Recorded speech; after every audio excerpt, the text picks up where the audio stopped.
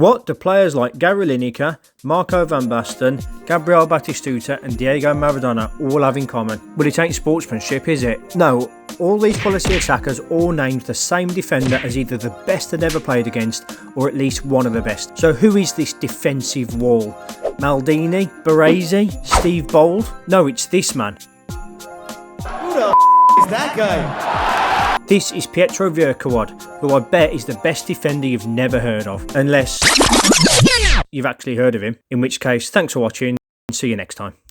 If you're still with me, Pietro Vierchowod was a class apart in Italy during the 80s and 90s. Whilst Gary Lineker has had tougher times since, it's quite telling that he, the scorer of 331 career goals and winner of a World Cup Golden Boot, says that Vierchowod was the hardest defender he'd ever faced. Even Wikipedia lists him as one of the greatest Italian centre-backs of all time, and we all know how Wikipedia is always incredibly accurate and is never susceptible to any false information. So, why? Why did the cream of European talent and Gary Lineker all find it hard against a 5'10" centre-back? For this, we probably need to start with his early life.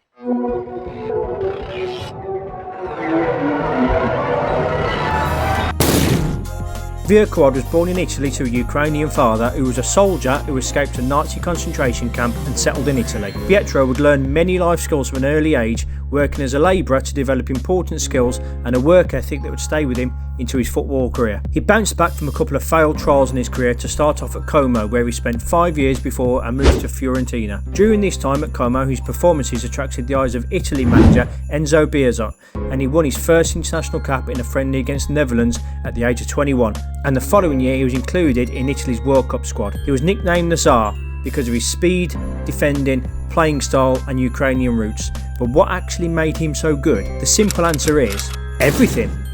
Don't let his 5'10" frame fool you. He was tough as nails and just as determined and committed. Maradona once said about Vierchowod that he's an animal with muscles on his eyelashes. It was easy to pass by him, but when I raised my head, he was in front of me again. I'd have to pass him 2 or 3 more times and then I'd pass the ball because I couldn't stand him anymore. Gary Lineker said he was lightning quick and gave him a few digs.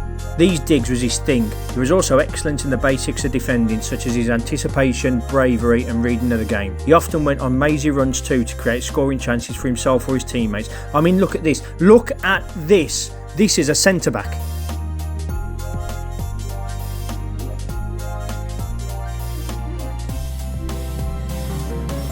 His fitness may have allowed him to play to the age of 41, but throughout his career he was known for many more things.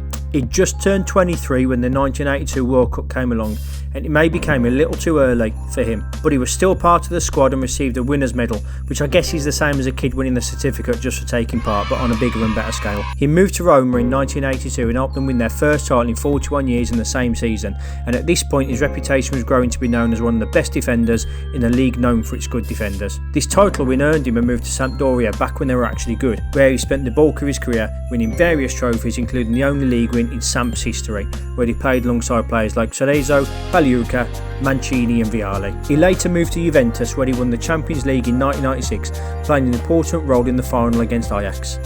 He had it all. Put it like this, Batigol said in 1992 that Vierchowod is the best defender in the world. Van Basten, who won this thing in 1992, said the same. He was the Maldini before the real Maldini. It's no coincidence that Vierchowod won Serie A twice, Coppa Italia 4 times, European Cup Winners' Cup, Supercoppa Italiana twice, and the Champions League and World Cup. In his Serie A career he scored a very respectable 42 goals, for perspective one more than John Terry scored in the Premier League. Did he score headers or scrappy tap-ins from corners? Did he? He scored bangers like these.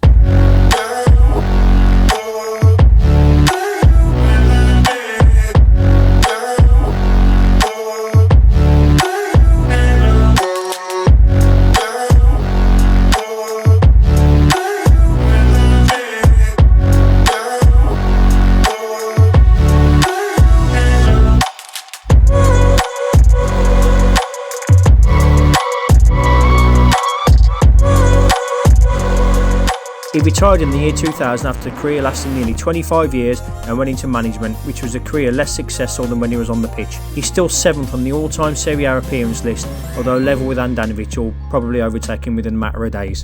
Vierchowod hasn't worked in management since 2018 and it's little unclear what he's doing these days, although over the past few years he's been cited as working in the academies of AC Milan and at Como, back where it all started. Thanks for watching. If you like this sort of thing, I've got lots of videos planned, so please consider subscribing, it means the world to me. Please also drop a like as the algorithm likes that sort of thing, and I'll see you soon.